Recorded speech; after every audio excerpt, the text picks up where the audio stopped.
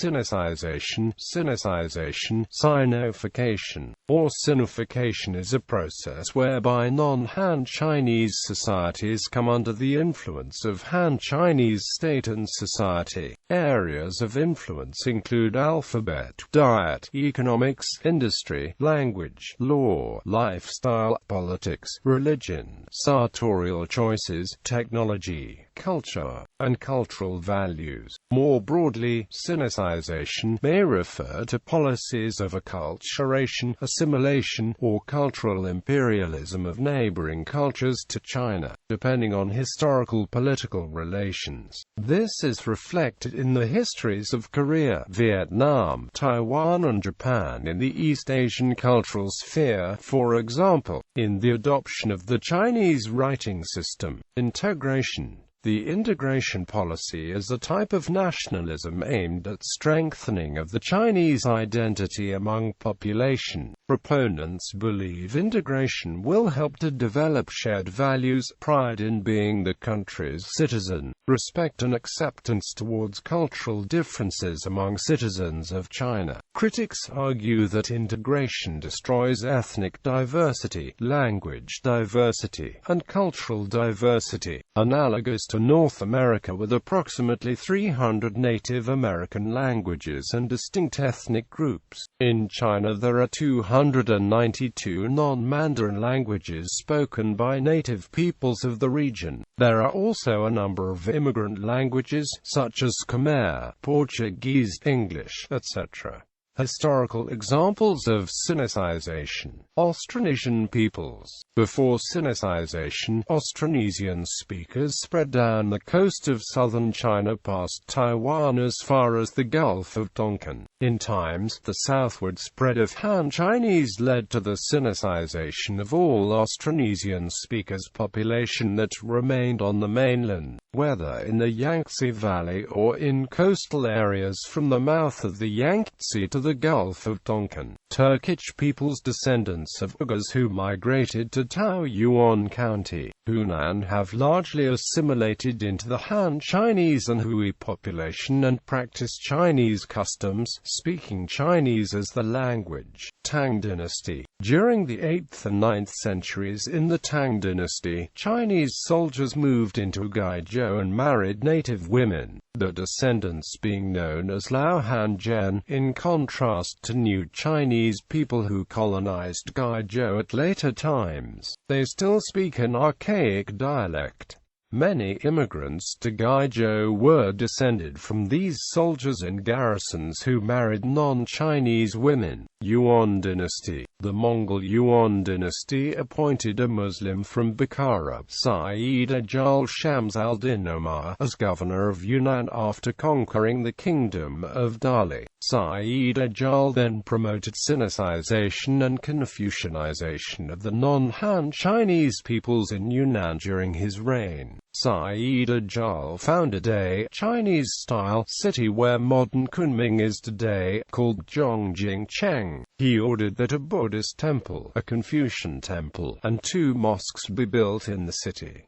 Advocating Confucianism was part of his policy. The Confucian temple that Sayyid-Ajal built in 1274, which also doubled as a school, was the first Confucian temple ever to be built in Yunnan. Both Confucianism and Islam were promoted by Sayyid-Ajal in his civilizing mission during his time in Yunnan. Sayyid-Ajal viewed Yunnan as backward and barbarian, and utilized Confucianism, Islam, and Buddhism for civilizing the area. In Yunnan, the widespread presence of Islam is credited to Sayyid-Ajal's work.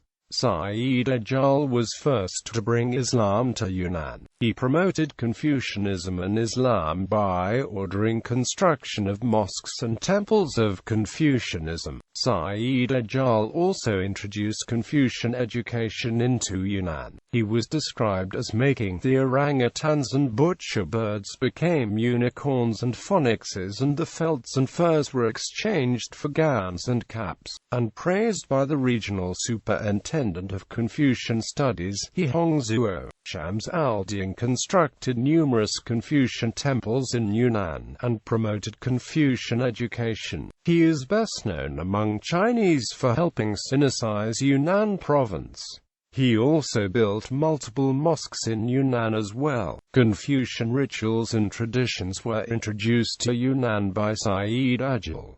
Several Confucian temples and schools were founded by him. Chinese social structures, Chinese funeral rituals and Chinese marriage customs were spread to the natives by Sayyid Agil. The aim of Sayyid Agil's policy of promoting Confucianism and education in Yunnan was to civilize the native barbarians. Confucian rituals were taught to students in newly founded schools by Sichuanese scholars, and Confucian temples were built. The natives of Yunnan were instructed in Confucian ceremonies like weddings, matchmaking, funerals, ancestor worship, and kowtow by Sayyid Agil. The native leaders has their barbarian clothing replaced by clothing given to them by Sayyid Agil. Both Marco Polo and Rashid al-Din recorded that Yunnan was heavily populated by Muslims during the Yuan Dynasty, with Rashid naming a city with all Muslim inhabitants as the great city of Yachi.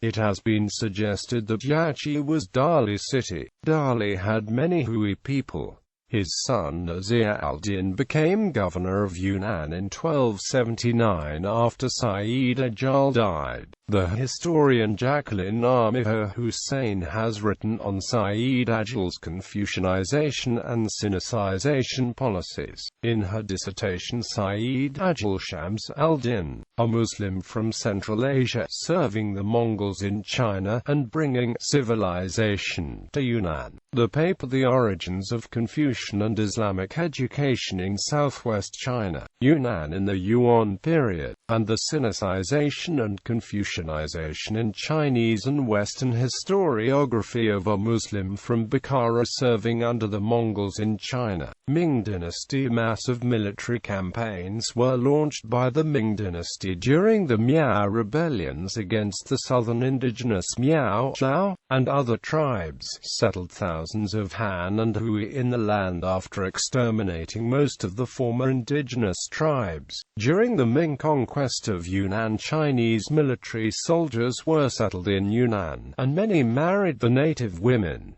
Qing Dynasty. The Manchu people became the rulers during the Qing Dynasty. The orthodox historical view emphasized the power of Han Chinese to sinicize their conquerors, although more recent research such as the New Qing History School revealed Manchu rulers were savvy in the manipulation of the subjects and, for the 1630s through at least the 18th century, the emperors developed a sense of Manchu identity and used Central Asian models of rule as much as Confucian ones. There is, however, evidence of sinicization. For example, Manchus originally had their own separate style of naming from the Han Chinese but eventually adopted Han Chinese naming practices. Manchu names consisted of more than the two or one-syllable Chinese names, and when phonetically transcribed into Chinese, they made no sense at all.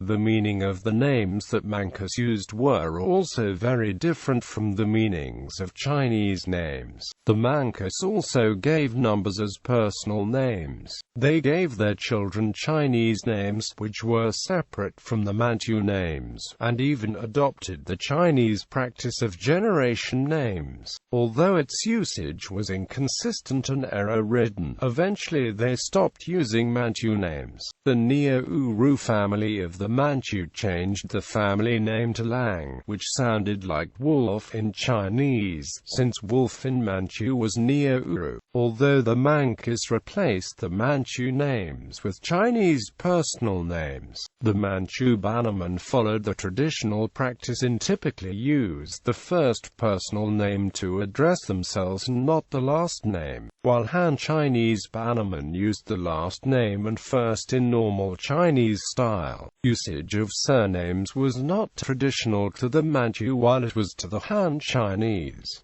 Yuan Dynasty Vietnam. Vietnamese Nguyen Emperor Minh Mang sinicized ethnic minorities such as Cambodians, claimed the legacy of Confucianism and China's Han Dynasty for Vietnam, and used the term Han people to refer to the Vietnamese. Minh Mang declared that, "We must hope that the barbarian habits will be subconsciously dissipated, and that they will daily become more infected by Han customs." Quote, "This policies were directed at the Khmer and Hill tribes." The Nguyen Lord Nguyen Phuc Chu had referred to Vietnamese as Han people in 1712 when differentiating between Vietnamese and Chams. Minh Mang used the name Trung Uuc to refer to Vietnam. Chinese clothing was forced on Vietnamese people by the Nguyen. Modern examples of sinicization. Kuomintang. The Kuomintang pursued a sinicization policy. It was stated that the time had come to set about the business of making all natives either turn Chinese or get out, by foreign observers on the Kuomintang policy. It was noted that Chinese colonization of Mongolia and Manchuria led to the conclusion, to a conviction that the day of the barbarian was finally over. Mark Leake, Hui Muslim General Ma Fuzhang created an assimilationist group and encouraged the integration of Muslims into Chinese society. Ma Fuzhang was a hardcore assimilationist and said that Hui should assimilate into Han. Xinjiang. The Hui Muslim 36th Division governed southern Xinjiang in 1934 to 1937.